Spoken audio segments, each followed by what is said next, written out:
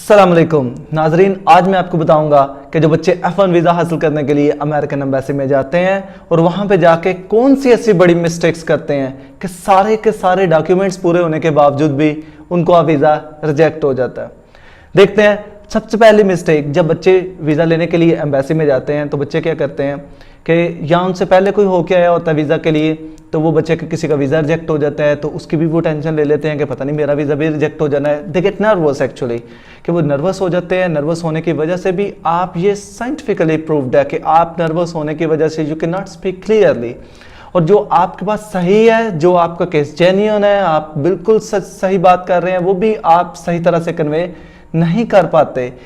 And be confident, B relaxed. अगर उसका reject हुआ है तो ये सोच मत लाएं अपने अंदर, ये जहन मत बनाएं, नेगेटिविटी मत लेके आए कि मेरा वीज़ा भी रिजेक्ट हो जाना है। ऐसा नहीं होता।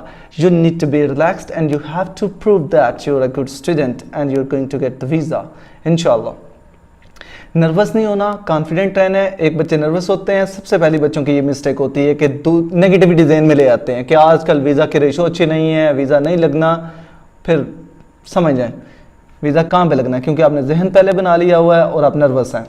दूसरी चीज़ पुअर कम्युनिकेशन, कि कुछ बच्चे तो ऐसे होते हैं कि उनके केस, डॉक्यूमेंट्स, प्रोफाइल सब कुछ अच्छा होता है, लेकिन they do not have good communication skill.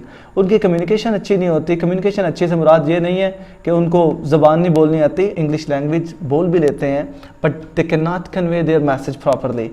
वो एग्जामिनर क्वेश्चन कर रहा होता है अभी, तो वो आंसर देना शुरू कर देते हैं कि एग्जामिनर को पूरा बोलने भी नहीं देते। उससे समझ आ जाती है कि क्योंकि ये बहुत से क्वेश्चंस रेडीमेड बच्चों को मिलते हैं, जो क्वेश्चंस भी आपको मिलते हैं उनके आंसर्स भी मिलते हैं, आपके कान के साथ आवाज़ टच होती है, why US, why do you want to go to. इतना भी अभी कभी एग्जामिनर बोलने लगता है, मीन्स आपका वीज़ा ऑफिसर बोलने लगता है, तो बच्चे आंसर करना शुरू कर देते हैं। This is not a good gesture. पहले आपका जो वीज़ा ऑफिसर है उसको कंप्लीट क्वेश्चन करने दें, फिर आंसर करें। और आंसर करते हुए You only need to speak when you are asked to speak। जब आपका वीज़ा ऑफिसर आपको बोलने के लिए कहता है, क्वेश्चन करता है, तो आप तब बोलें, बजाय इसके कि आपको उसने क्वेश्चन किया हुआ है और आप इतनी डिटेल्स देते जा रहे हैं। Unnecessary, you not need to speak. जो उसने क्वेश्चन पूछा है, answer to the point.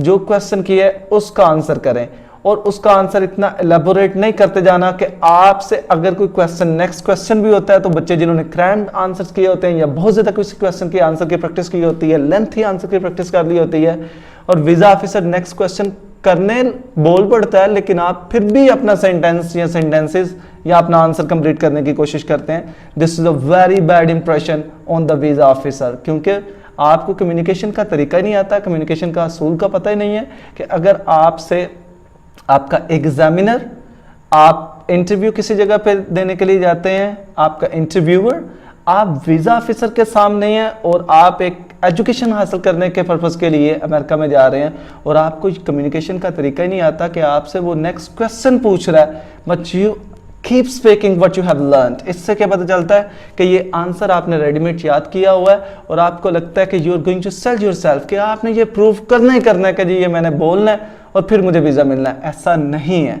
You have to be natural, and this is you have to learn good communication.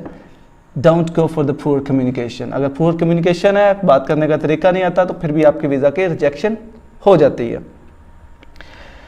Authentic, you have to have authentic answers there, logically आपने answers करने हैं। जैसे मैं इसकी एग्जांपल आपको ऐसे कहता हूँ, जैसे वो आपसे अमेरिका जाने के या यूनिवर्सिटी की सिलेक्शन के बारे में पूछते हैं कि आपने ये यूनिवर्सिटी क्यों सिलेक्ट की है, why did you choose to study this university, और why do you want to study in US.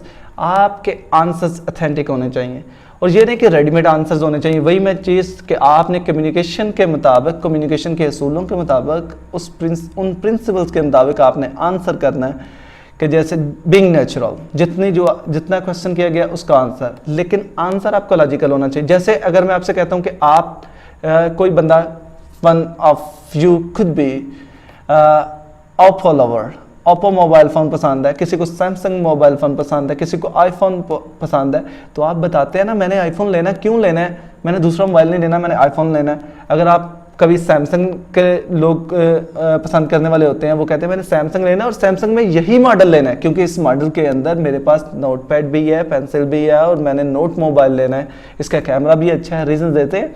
इसी तरह से आप जो यूनिवर्सिटी सेलेक्ट कर रहे हैं, जिस यूनिवर्सिटी में आपने पढ़ाई के लिए जाना है, उसके लिए आपके पास लॉजिकल रीज़न होनी चाहिए।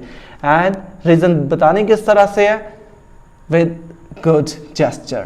आपके जो बॉडी लैंग्वेज है ये भी बताए कि आप वाकई पढ़ाई के लिए और इस कंट्री में जा रहे हैं और इस यूनिवर्सिटी में जा रहे हैं। लॉजिकली आपने बोलना है और जितना क्वेश्चन किया गया उसके मुताबिक आपने आंसर करना है इंशाल्लाह। उसके बाद जो नेक्स्ट, अगर किसी क्वेश्चन की आपको समझ नहीं आती, बहुत से बच्चे जिनको किस चीज़ की समझ नहीं आती तो pardon me, I don't get you, what did you से, बड़े फ्लो के साथ बोलना, but this is not a good manner. You have to have request there. You have to ask in a requesting manner and in a polite manner. आपने polite होना है।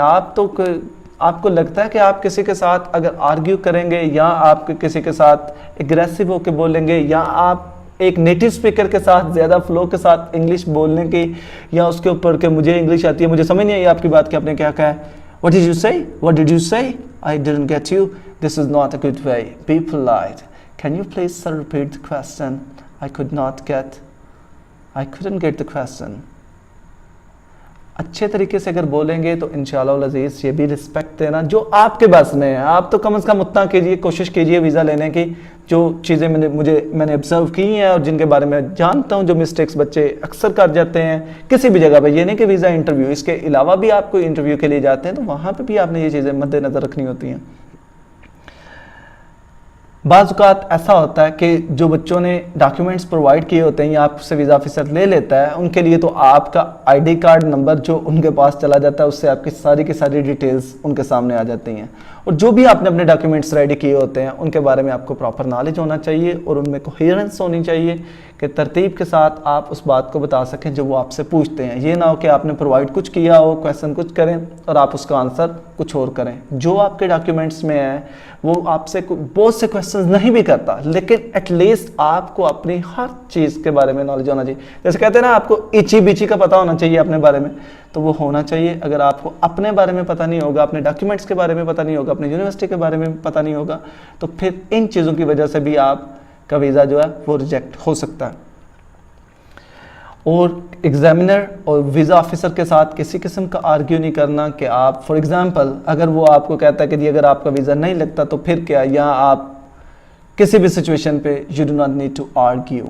अगर वो किसी क्वेश्चन की समझ नहीं हुई आती तो आर्ग्यू नहीं करना, लेकिन आपने रिक्वेस्ट करनी है अच्छे तरीके से कि वीज़ा क्वेश्चन रिपीट कर दें। मैं जल्दी से इन मिस्टेक्स को रिपीट करता हूँ जो बच्चे कॉमन मिस्टेक्स कर देते हैं। The big mistakes, because of them the visas are rejected. कि ये वीज़ा रिजेक्ट होने की ये बहुत बड़ी रीजंस हैं कि डॉक्यूमेंट्स पूरे होने के बावजूद भी आपका वीज़ा रिजेक्ट हो जाता है। एक ये कि आप अपना कॉन्फिडेंस लूज कर देते हैं, नर्वस हो जाते हैं। और नर्वस, इसका मतलब क्या है? नर्वस नहीं होना। Be relax and confident. Confident का मतलब ये नहीं है कि ओवर कॉन्फिडेंट हो जाना है। और अगर आपको इंग्लिश बहुत अच्छी भी आती है, बी पोलाइट। पोलाइट होके बोलें, अच्छे तरीके से बोलें, तहम्मुल मिजाजी से बोलें और एक नेचुरल तरीके के साथ बात करें। उसके साथ कम्युनिकेशन स्किल जो है हमारी बेहतर होनी चाहिए और उतना ही आपने बोलना है जितना आपको कहा गया, जितना आपसे क्वेश्चन किया गया। और एग्जामिनर, वीज़ा ऑफिसर जब आपसे क्वेश्चन करता है या नेक्स्ट क्वेश्चन करने लगता है तो आपने पहले आंसर कंप्लीट करने की ज़रूरत नहीं है। जितना उसने असेस करना था आपको, उसने आपको असेस कर लिया, आपको जज कर लिया है। और वो आपकी सारी चीज़ों से, आपकी बॉडी लैंग्वेज से भी आपको असेस करता है, आपको जज करता है और आपके आंसर्स की ऑथेंटिसिटी में भी आपको जज करता है कि आपके आंसर कितने ऑथेंटिक हैं। उसके साथ साथ आपकी कम्युनिकेशन, बॉडी लैंग्वेज और इसके अलावा जो आपने इंफॉर्मेशन, जो आपने सारे अपने डॉक्यूमेंट्स प्रोवाइड किया, आपके आईडी कार्ड से उनको पता चल जाता है। जो भी वो चीज़ आपके बारे में पूछते हैं उसको कोशिश करें कि रियल ओरिजिनल बताएं जो आपने अपने डॉक्यूमेंट्स में रेडी की हुई है। उसके साथ polite manners, this is a big thing. Being respectful is very helpful everywhere. जिस जगह भी आप लोगों को रिस्पेक्ट देंगे, अच्छे तरीके से बोलेंगे, you will get respect and you will be called a good human being. इन चीज़ों को ज़हन में रखिए और ये जो मैंने मिस्टेक्स बताई हैं, अगर आप वीज़ा के लिए जाते हैं तो कोशिश करें कि ये वाली मिस्टेक्स ना करें। Thank you very much. अस्सलाम वालेकुम वरहमतुल्लाह।